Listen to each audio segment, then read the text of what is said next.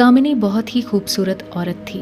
उसे अपनी खूबसूरती पर बहुत घमंड था, लेकिन उसकी शादी बहुत ही साधारण दिखने वाले आलोक से हो गई थी, जिसे वो बिल्कुल भी पसंद नहीं करती थी। आलोक दफ्तर के मार्केटिंग विभाग में क्लर्क का काम करता था।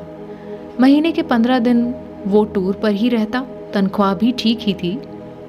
लेकिन कामिनी के हर दिन नई नई फरमाइशों को पूरा करने के चक्कर में महीने के पहले हफ्ते ही उसकी सारी तनख्वाह खत्म हो जाती थी। एक दिन की बात है, सुबह का समय था। कामिनी बिस्तर पर लेटी हुई थी, तभी आलोक ने उसे जगाते हुए कहा, क्या बात है कामिनी, आज बहुत देर तक सोई हुई हो? कामिनी, अरे जिसकी किस्मत ही सो गई हो वो जाग कर क्या करे? आलोक, अरे क्या चाहिए तुम्हें, बोलो ना। कामिनी, हाँ हाँ बोल तो ऐसे रहे हो जैसे चांद तारे लेकर आ जाओगे मेरे लिए। कितने दिनों से आपको सोने की रिंग के लिए बोल रही हूँ, लेकिन तुम तो एक कान से सुनकर दूसरे कान से निकाल देते हो। जाइए अपना काम करिए, मेरे सिर में बहुत दर्द है। आलोक क्या करता, किसी तरह कर्ज लेकर कामिनी के लिए रिंग ले आया। लेकिन कामिनी बहुत ही लालची औरत थी, उसे हमेशा कुछ नया चाहिए होता था। इस बीच कामिनी के पड़ोस में एक नया शादीशुदा जोड़ा अमन और सुप्रिया रहने के लिए आए। जब अपनी बड़ी सी कार में से अमन और सुप्रिया उतरे तो कामिनी अपनी बालकनी से उन्हें घूरते हुए सोचने लगी, वाह कितना हैंडसम लड़का है, काफी अमीर भी लग रहे हैं दोनों, कितनी महंगी कार है इनकी, और एक मेरे पति हैं, ना शक्ल अच्छी है और ना ही कमाई। कामिनी को जब पता लगा कि ये जोड़ा बिल्कुल उनके बगल में रहने के लिए आया है तो वो उनसे दोस्ती करने के लिए मचल उठी। एक दिन वो उनके घर गई। उसने दरवाजा खटखटाया। दरवाजा अमन ने ही खोला। सामने से अमन को देखकर वो उस पर और भी लट्टू हो गई। कामिनी, जी वो मैं आपके पड़ोस में रहती हूँ, थोड़ी चीनी चाहिए थी मुझे। अमन, जी अभी देता हूँ। अमन, सुप्रिया सुप्रिया जरा कटोरी में चीनी तो ले आना। सुप्रिया चीनी लेकर आ गई। अमन ने उसे कामिनी को देने को कहा। इस बीच कामिनी की नज़र अमन के घर पर थी। काफ़ी महंगी और एंटीक चीज़ों से सजा हुआ था उनका घर। घर में तो इतनी सारी चीनी पड़ी है, फिर तुम पड़ोस में मांग कर क्यों ले आई? कामिनी, ये बात आपकी समझ में आ जाती तो आप अपने ऑफिस में क्लर्क नहीं होते। धीरे धीरे कामिनी अमन और सुप्रिया से दोस्ती बढ़ाने लगी। जल्द ही वो उनका विश्वास जीतने में कामयाब हो गई।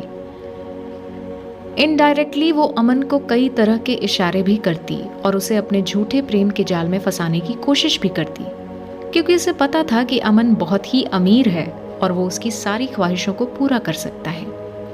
इस बीच सुप्रिया के भाई की शादी तय हो गई। उसके मायके वाले उसे बार बार बुला रहे थे, इसलिए सुप्रिया को शादी के 20 दिन पहले ही जाना पड़ा। अमन को इतनी लंबी छुट्टी नहीं मिलती, इसलिए उसने शादी के कुछ दिन पहले जाने का तय किया था। इधर कामिनी को जब पता लगा कि सुप्रिया 20 दिनों के लिए अपने मायके जा रही है तो उसने मन ही मन एक प्लान बनाया। यही सही मौका है अमन को फंसाने का। आलोक भी बाहर है और सुप्रिया भी अपने मायके गई हुई है। सुप्रिया को मायके गए हुए अभी 2 ही दिन हुए थे। रात को 9 बजे कामिनी ने अमन के घर का दरवाजा खटखटाया। अमन ने जरा देर से दरवाजा खोला। कामिनी, क्या बात है अमन, बहुत देर कर दी दरवाजा खोलने में? अमन बोला, अरे भाभी वो किचन में रोटियां बना रहा था, आपको तो पता है ना मुझे बाहर का खाना बिल्कुल पसंद नहीं है। कामिनी, अरे तो मुझे कह दिया होता, मैं बना देती, लगता है आप मुझे पराया समझते हैं। अमन, अरे नहीं नहीं भाभी ऐसी बात नहीं है, मुझे खाना बनाना अच्छा लगता है, लेकिन मुझे ये अच्छा नहीं लगता कि मेरे रहते हुए आप किचन में खाना बनाएं। कामिनी भले ही अपने घर में कम ही खाना बनाती थी, लेकिन यहाँ तो उसका मकसद कुछ और था। वो किचन में गई और उसके लिए फटाफट खाना बनाने लगी। उसने ना सिर्फ खाना बनाया बल्कि अमन को खिलाया भी। एक दिन की बात है, कामिनी सुबह सुबह अमन के घर आई। अमन को लगा कि हर दिन की तरह वो खाना बनाने आई होगी, लेकिन हर दिन वो 8 बजे के बाद आती थी। लेकिन आज तो 7 ही बज रहे थे। कामिनी, अरे अमन वो क्या है ना कि आज मेरा शॉवर खराब हो गया है, बुरा ना मानो तो मैं आज तुम्हारे बाथरूम में नहा लूं? अमन ने हामी भर दी। इधर कामिनी तो किसी और फिराक में थी। उसने अमन के बाथरूम में कैमरा छुपाया और उसमें ऑटोमेटिक क्लिक बटन ऑन कर दिया। थोड़ी देर बाद वह जोर से चिल्लाई। अमन डर गया कि आखिर क्या हो गया वो भागा भागा बाथरूम के पास आया। उसे देखकर कामिनी अचानक से उससे लिपट गई और उसे जोर से पकड़ लिया। अमन को समझ नहीं आ रहा था कि आखिर क्या हुआ क्या है। इधर कैमरा अपना काम कर रहा था।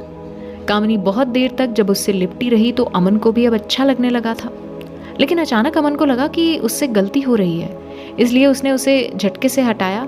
कामिनी, ओ सॉरी अमन, वो क्या है ना कि नहाते नहाते अचानक से पता नहीं कहाँ से दो छिपकली बाथरूम में निकल आई। उसे देखकर ही मैं डर गई और जोर से चिल्ला पड़ी। अमन अब भी कामिनी से अपनी नजरें नहीं मिला पा रहा था। इधर कामिनी अपने प्लान में कामयाब हो गई। अमन के साथ उसकी सारी तस्वीरें कैमरे में कैद हो गई थी, जिसमें उन दोनों ने एक दूसरे को गले से लगा रखा था। अगले दिन वो सारी तस्वीरें अमन को लिफाफे में अपने घर के बाहर पड़ी मिली। उन तस्वीरों को देखकर उसका दिमाग झन्ना गया। तभी कामिनी वहां गई। उसके हाथ में भी एक लिफाफा था। कामिनी, अमन ये देखो, किसी ने कल हमारी तस्वीरें खींच ली हैं। वो मुझे ब्लैकमेल कर रहा है और कह रहा है कि अगर मैं 1 लाख रुपए उसे नहीं दूंगी तो वह यह तस्वीरें मेरे पति को दिखा देगा। अमन देखो, मैं एक सीधी सादी भारतीय नारी हूँ, मुझे नहीं पता कल किसने ये हरकत की है। अमन को भी कुछ समझ नहीं आ रहा था। उसने 1 लाख रुपए कामिनी को दे दिए। हालांकि उसे कामिनी पर रत्ती भर भी शक नहीं था, लेकिन कामिनी ने एक बार फिर से उससे 5 लाख रुपए मांगे तो उसका दिमाग ठनका। उसने 5 लाख रुपए भी उसे दे दिए, लेकिन जब अमन सुप्रिया के पास जाने की तैयारी कर रहा था तो कामिनी ने फिर से उससे 2 लाख रुपए मांगे। इस बार अमन को लगा कि दाल में जरूर कुछ काला है। अमन ने बहुत सोचा और उसने सुप्रिया से माफी मांगते हुए उसे सारी बातें बता दी। सुप्रिया उसी समय अपने मायके से अमन के पास लौट आई। उस दिन कामिनी जब शाम को 2 लाख रुपए लेने आई तो उसने सुप्रिया को देखा। सुप्रिया को देखकर उसका चेहरा उतर गया। अरे तुम कब आई सुप्रिया? जी अभी आई हूँ भाभी।